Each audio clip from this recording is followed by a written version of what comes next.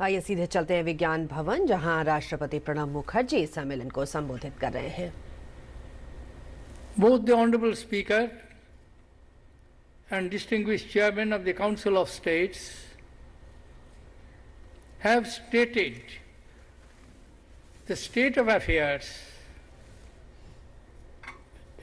in the Indian Parliament in respect of a representation of the women, which constitute almost 50%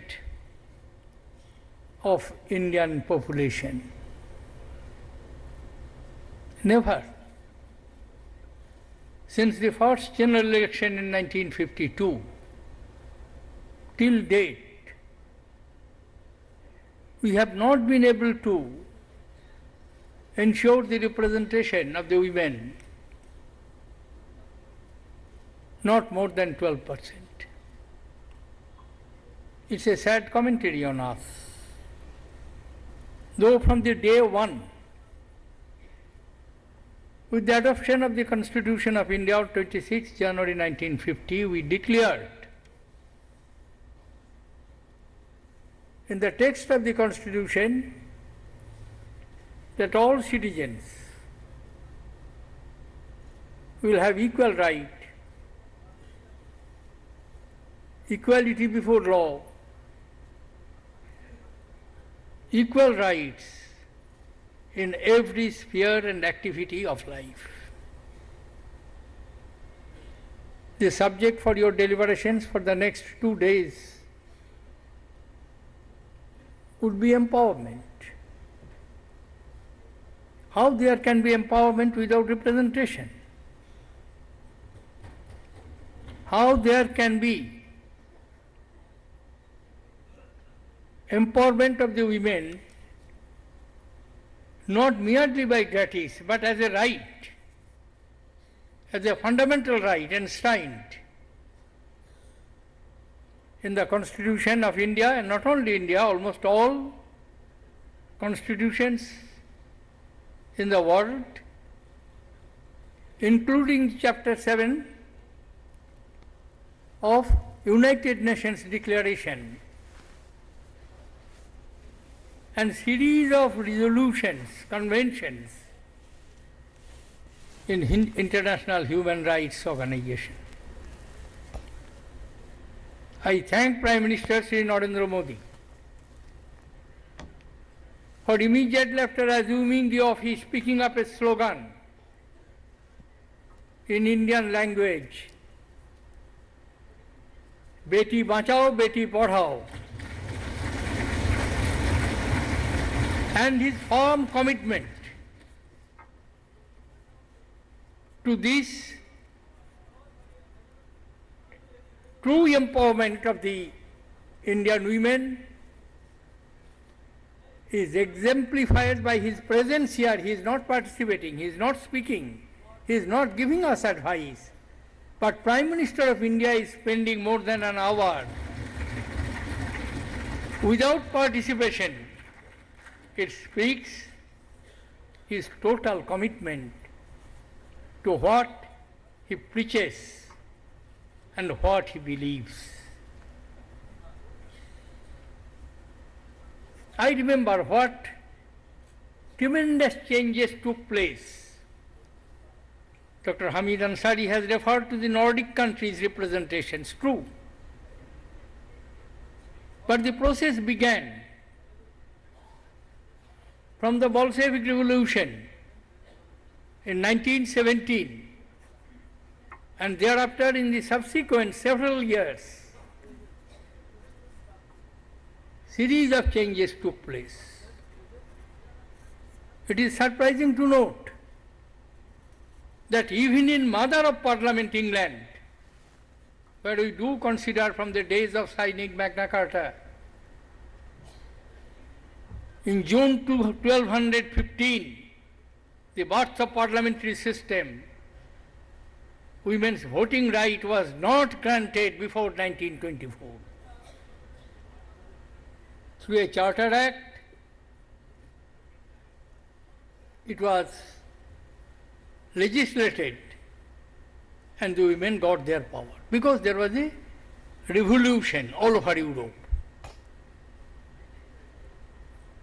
And here we have seen in our own eyes, both Honorable Speaker and Vice President have referred to how the women can improve the lot of the society, not only of themselves, but improve the lot of the society when opportunities are being given. Through 73rd, 74th Amendment of the Constitution of India once, it was agreed upon to have the 1/3 reservations for the women in the local bodies, panchayats and municipalities, and inserting articles 243A to 243Q. Today, more than 1.27 million women representations are there, and they are doing excellent jobs. So far, the fulfillment of the Panchayati Raj and municipalities are concerned. And actual representation today is more than 1/3, 33%. It is around 43%.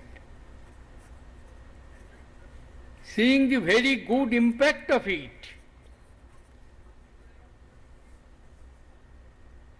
many states have increased the reservation from 33% to 50%, and many more states are trying to follow the queue.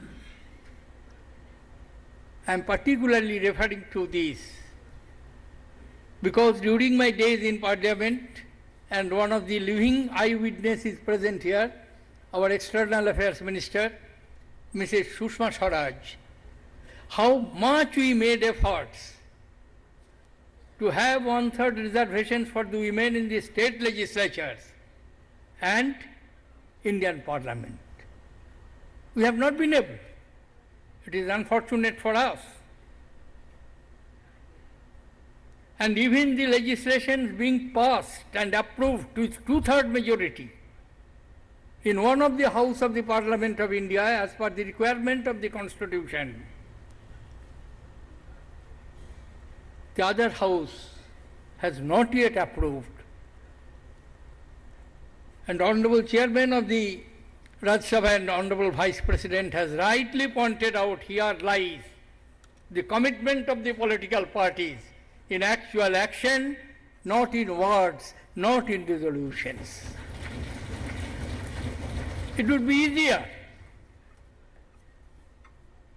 And unless there is reservations, I am afraid, in a developing society like ours, to expect that the political parties will represent 1/3 of the candidates, if every political party does not fall in line, and to expect it that everybody will fall in a particular line is too much. Honorable Vice President has specifically mentioned about the parliamentary committees, standing committees. Well, it does not happen. Even where there are free choices, it would not happen unless you have the options are for the members and the political parties who are to choose their representations. As per the parliamentary system, it is being distributed as per the strength of the political parties, and they are to nominate to the standing committees. And therefore, this attitudinal change is necessary, and I do feel we would do a great job if we try to revive the Women Representation Bill, 1/3 reservations in the Lok Sabha, in the Rajya Sabha, in the Vidhan Sabha. I am confident that it will come within the discussions of your 2 days by making the necessary amendment to the Constitution. And surely that the United Nations, when they have suggested, and after making some studies, they have reported that the women representation is quite inadequate all over the world, even in the group of the United Nations. The percentage of women in the national legislatures across the world is about 19%. And we have already mentioned, India has about 12% representation of women in the parliament and ranks 109th amongst the 190 countries which have been enumerated in that list.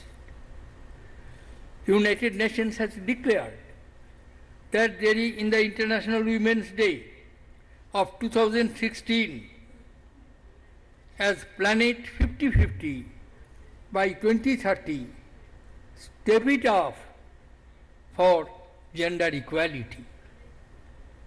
The observance of the International Women's Day on 8th March will reflect the collective will of the nations to accelerate the 2030 agenda.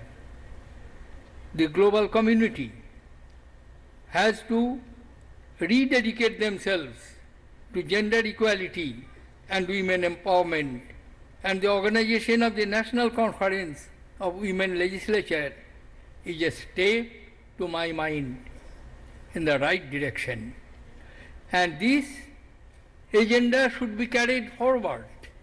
It cannot be confined to be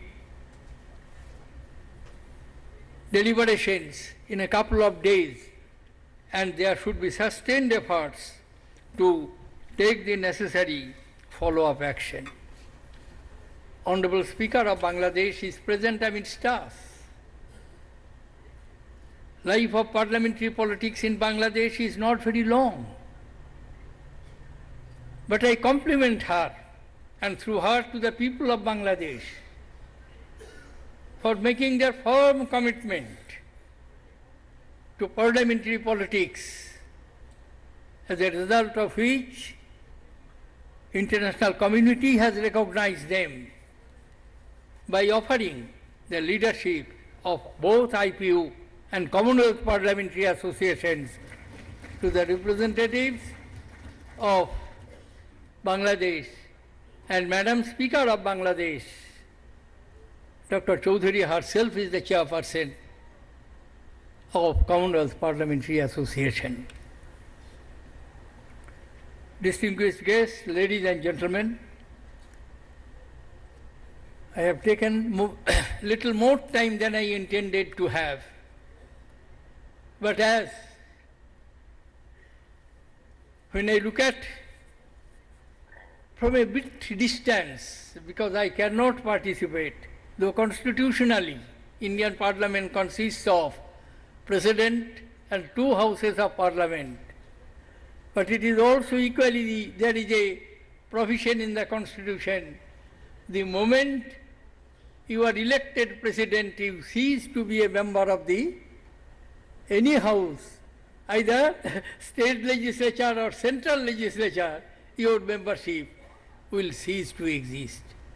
Therefore, I have taken my leave after long 43 years from the floor of Parliament on 25th July 2012, when I was elected President.